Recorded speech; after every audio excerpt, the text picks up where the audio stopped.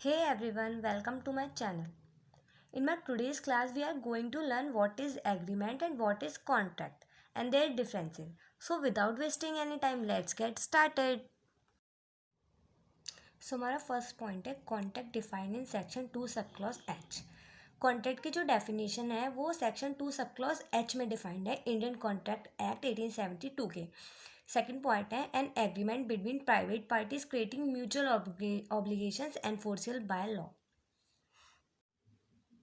So first हम contract समझ लेते हैं। So the question arise what is contract. Contract जो है वो सेक्शन 2 सब क्लॉज एच में डिफाइंड है। बेसिकली कॉन्ट्रैक्ट के टू मेन फीचर्स होते हैं। फर्स्ट इज वो एग्रीमेंट होना चाहिए एंड बाय लॉ एनफोर्स होना चाहिए। कोई भी प्रॉमिस और एग्रीमेंट जिसे हम कोर्ट में एनफोर्स कर सकते हैं उसे हम कॉन्ट्रैक्ट कहते हैं। जब दो पार्टीज़ के बीच में कोई भी एग्रीमेंट होता है और वो बाय लॉ एनफोर्स होता है तो उसे हम कॉन्ट्रैक्ट कहते हैं। थर्ड पॉइंट है contract serve as a legal protection for both parties involved in a potential business deal. Contract क्या करता है? कॉन्ट्रैक्ट लीगल प्रोटेक्शन प्रोवाइड करता है दोनों पार्टीज को। इन केस अगर कोई भी पार्टी अपने प्रॉमिस से हट जाती है तो नेक्स्ट पार्टी कोर्ट में जा सकता है। फॉर एग्जाम्पल ए और बी के बीच डील हुई कार की। ए ने बी को ऑफर किया कि तुम मेरी ये कार ले लो 30 लाख में। बी ने ऑफर एक्सेप्ट कर लिया एंड एट लास्ट बी ने रिफ्यूज़ कर दिया पेमेंट देने से। तो ए कोर्ट में जा सकता है, उसके पूरे राइट्स हैं कि वो कोर्ट में जाके केस कर सकता है। एंड हमारा फोर्थ पॉइंट है the scope of the contract is limited as include only commercial agreement. Contract का स्कोप जो है वो लिमिटेड होता है ओनली फॉर कमर्शियल एग्रीमेंट, मतलब सिर्फ कमर्शियल एग्रीमेंट के लिए ही होता है। Every contract contain a legal obligation. Her contract के पास एक लीगल ऑब्लिगेशन असाइंड होती है। इसके ना बेसिक कॉन्ट्रैक्ट के बेसिकली तीन मेन एलिमेंट्स होते हैं, ऑफर और एक्सेप्टेंस। ऑफर और एक्सेप्टेंस को मिला के एग्रीमेंट बनता है। और थर्ड पॉइंट है हमारा enforceable by law. Offer and acceptance की मैंने अलग से वीडियो डाल रखी है, सो गो एंड चेक आउट। सो अब एग्रीमेंट पढ़ लेते हैं। एग्रीमेंट क्या होता है? एग्रीमेंट डिफाइन इन section 2 sub clause E. Agreement की definition section 2 sub clause E में डिफाइन है in Indian contract act 1872। So agreement होता है ऑफर प्लस एक्सेप्टेंस। एग्रीमेंट तब बनता है जब एक पार्टी दूसरी पार्टी को ऑफर देती है और सामने वाली पार्टी उसे एक्सेप्ट करती है। एंड इट्स इंपॉर्टेंट है there must be at least two और more parties. At least two parties तो होनी ही चाहिए। एग्रीमेंट में कोई भी लीगल ऑब्लिगेशंस नहीं होती हैं। एवरी प्रॉमिस और every set of promise forming the consideration for each other is an agreement.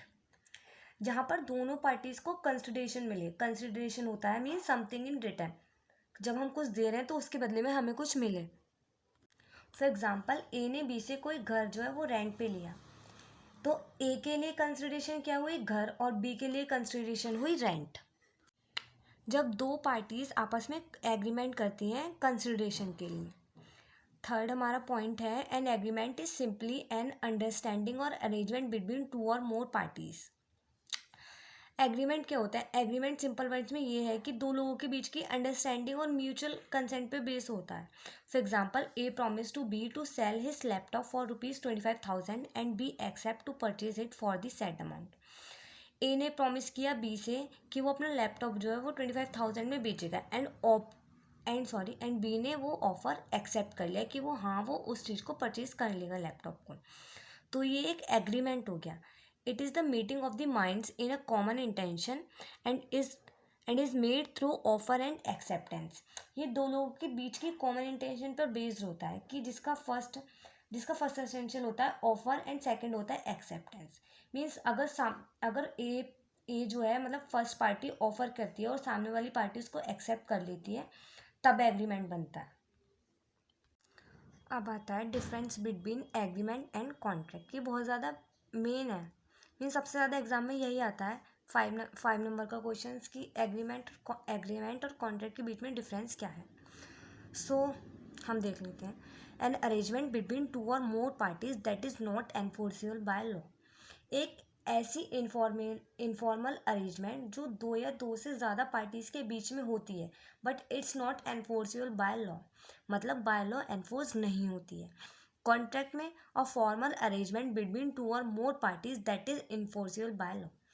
एक फॉर्मल अरेंजमेंट जो दो या दो से ज़्यादा पार्टीज के बीच में होती है, but it's enforceable by law enforce होती है। एग्रीमेंट में जो होता है वो इनफॉर्मल अरेंजमेंट होती है और कॉन्ट्रैक्ट में फॉर्मल अरेंजमेंट। एग्रीमेंट जो है वो सेक्शन 2 सब क्लॉज ई में डिफाइंड है और कॉन्ट्रैक्ट 2 सब क्लॉज एच में। Nature, every agreement is not a contract. मतलब ये है कि हर कोई एग्रीमेंट जो होता है वो कॉन्ट्रैक्ट नहीं होता, मतलब कोई भी एग्रीमेंट जो है वो कॉन्ट्रैक्ट नहीं हो सकता, but every contract is an agreement. मतलब कॉन्ट्रैक्ट को कॉन्ट्रैक्ट बनने के लिए कॉन्ट्रैक्ट सबसे पहले एग्रीमेंट बनता है, फिर वो कॉन्ट्रैक्ट बनता है।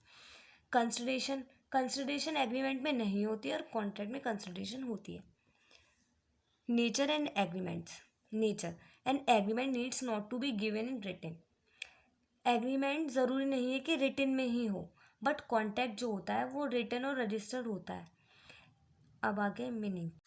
एवरी प्रॉमिस और set of promise forming consideration for each other. Means consideration होता है जहाँ पे दोनों पार्टीज एक दूसरे को कंसिडरेशन देती है, मतलब बदले में कुछ ना कुछ देती है। और कॉन्ट्रैक्ट में it is an agreement enforceable by court of law. Contract में मेन पॉइंट यही है कि वो बाय लॉ एनफोर्स होता ही है। So at last I want to say that thanks for watching. If you like this video, please like, comment and subscribe and share too. Thank you.